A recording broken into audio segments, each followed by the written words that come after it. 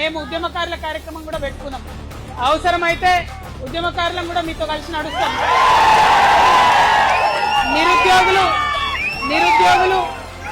నిరుద్యోగులు యువ మిత్రులు ఒంటరి వాళ్ళు అనుకుంటున్నారేమో, ఒంటరి వాళ్ళు కాదు.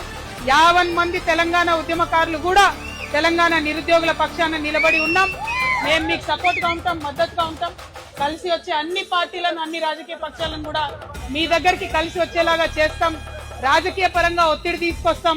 మనం ఏదైతే 20,000 ఉద్యోగాలు సాధించాలనుకుంటున్నామో అది సాధించే వరకు కూడా మీతో పాటు కలిసి నడుస్తా అని ఈ సందర్భంగా మీ అందరికీ నేను మాట ఇస్తా ఉన్నా. పేరుకే ప్రజాప్రభుత్వం అని చెప్తా ఉన్నారు, కానీ ఇది ప్రజాప్రభుత్వం కాదు, జఫ్ఫా ప్రభుత్వం. ఎందుకంటే ఒక్క మాట కూడా చెప్పినట్టుగా చేయడం లేదు. కాబట్టి సాధించుకునే వరకు పిడికిలెత్తి కొట్లాడాల్సిందే, పిడికిలు బిగించాల్సిందే. మరి ఇక్కడ అర్ధగంట కూర్చోగానే అలసిపోతారు మీరు అందరూ. అవునా? అలసిపోయిందా? ఓపిక అయిపోయిందా? ఎనర్జీ అయిపోయిందా? పక్కానా? కొట్లాడతారా? ఉద్యోగాలు తెచ్చుకుందామా? అక్క జై తెలంగాణ, జై తెలంగాణ, జై తెలంగాణ.